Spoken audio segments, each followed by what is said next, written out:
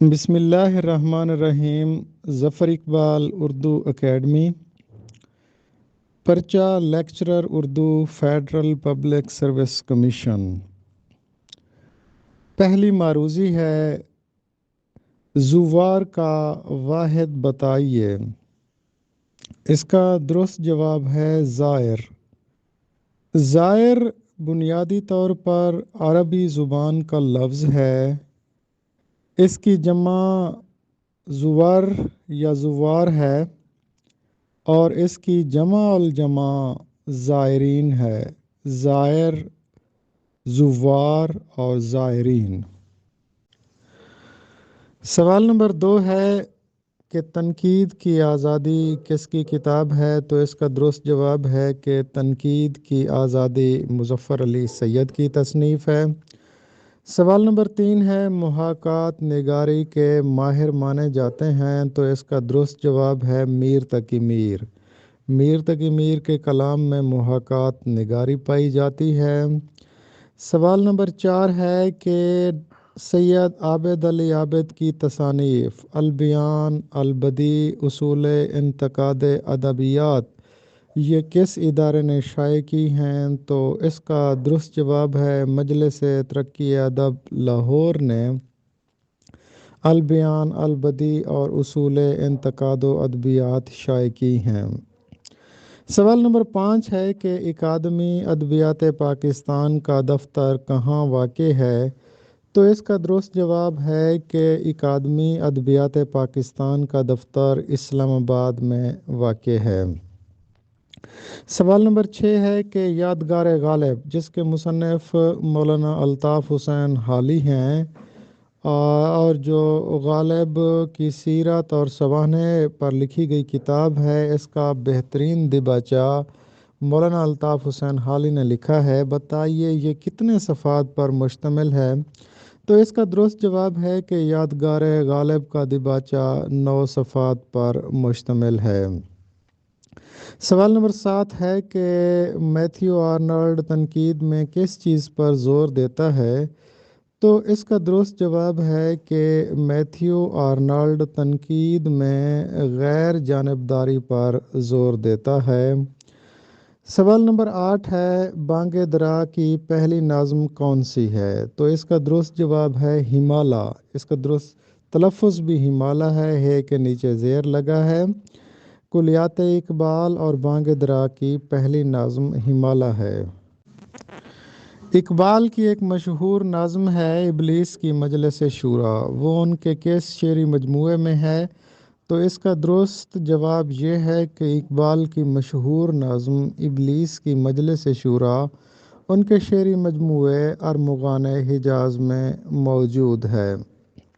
سوال نمبر 10 ہے کہ فی الواقعہ کا درست املا بتائیے۔ تو فی الواقعہ کا درست املا ہے فی الواقع۔ سوال نمبر 11 ہے تذکیر و تانیث کا سوال ہے کہ سلمیٰ نے جھاڑو دی یا دیا؟ تو اس کا درست جواب ہے کہ سلمیٰ نے جھاڑو دی۔ جھاڑو مؤنث بولا جاتا ہے۔ اسی طرح سوال نمبر 12 ہے کہ عرض کی جمع کیا ہے؟ تو اس کا درست جواب ہے کہ عرض کی جمع اراضی ہے۔ سوال نمبر 13 ہے کشت زعفران کے خالق کون ہیں؟ تو اس کا درست جواب ہے آذر عسکری جو کہ کشمیر سے تعلق رکھتے ہیں۔ اسی طرح ایک اور کتاب ہے ولایتی زعفران جو کہ سید ضمیر جعفری نے لکھی ہے۔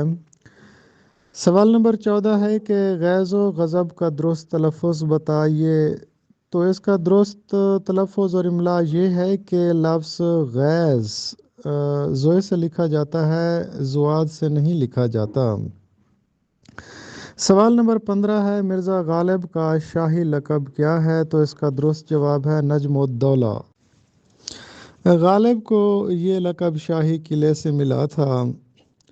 سوال نمبر 16 ہے کہ سب کہاں کچھ لالا و گل میں نمایاں ہو گئی، خاک میں کیا صورتیں ہوں گی کہ پنہاں ہو گئیں؟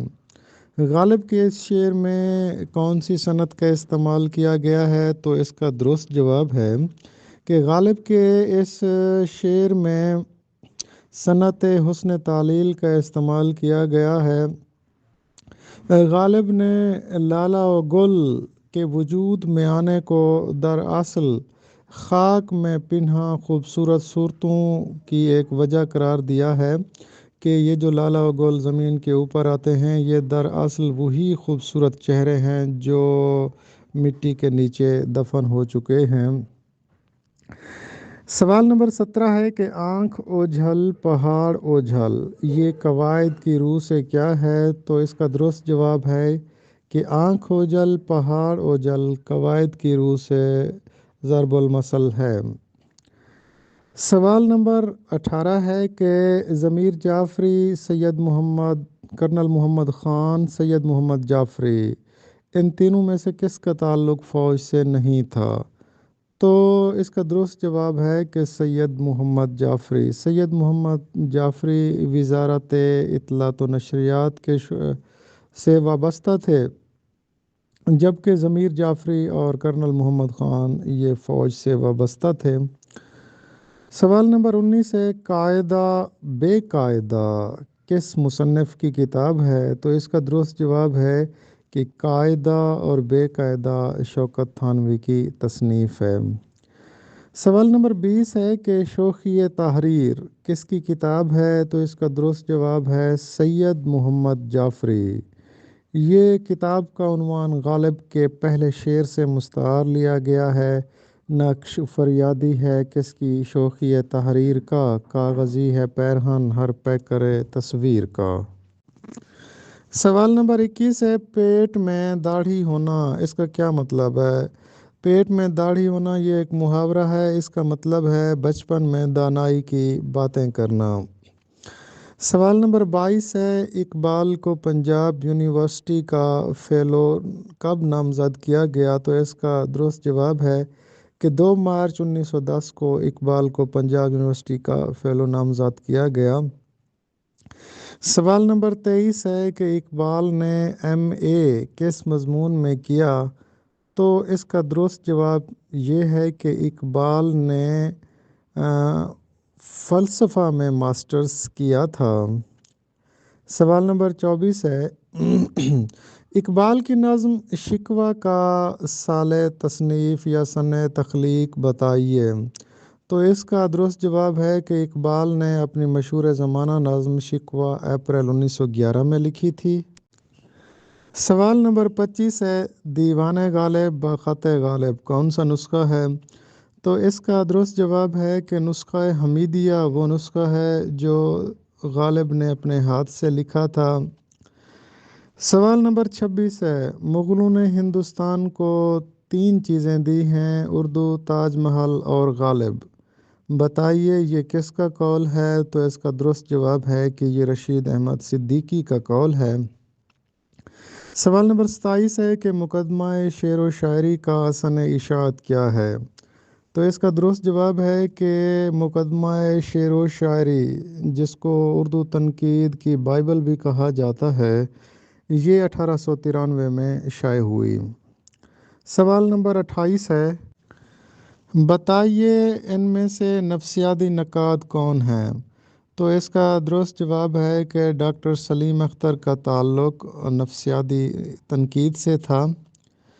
سوال نمبر 29 ہے کہ چشمہ حیواں کے کیا معنی ہیں؟ تو اس کا درست جواب ہے آب حیات کا چشمہ۔ آب حیات کے چشمے کو چشمہ حیواں بھی کہا جاتا ہے۔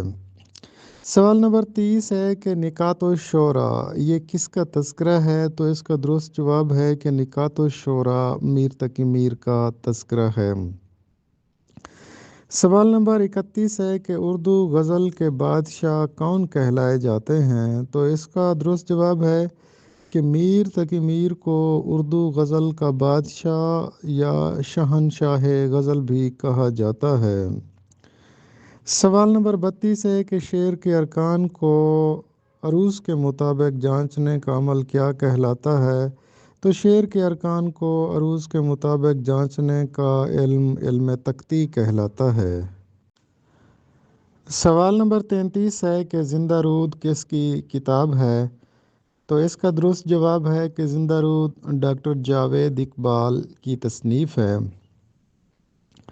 سوال نمبر 34 ہے، مقدمہ تاریخ زبان اردو کے مصنف کون ہیں؟ تو اس کا درست جواب ہے کہ مسعود حسین خان مقدمہ تاریخ زبان اردو کے مصنف ہیں۔ سوال نمبر 35 ہے، ہندوستانی لسانیات کے مصنف کون ہیں؟ تو اس کا درست جواب ہے کہ ہندوستانی لسانیات کے مصنف ہیں محی الدین قادری زور۔ سوال نمبر 35 ہے کہ گوپی چند نارنگ کی کتاب کون سی ہے؟ تو اس کا درست جواب ہے غالب معانی آفرینی، جدلیاتی وضع اور سنیتا اور شعریات، یہ اس کی کتاب ہے۔ سوال نمبر 36 ہے کہ سحپر کا کیا مطلب ہوتا ہے؟ تو اس کا درست جواب ہے سات آسمان۔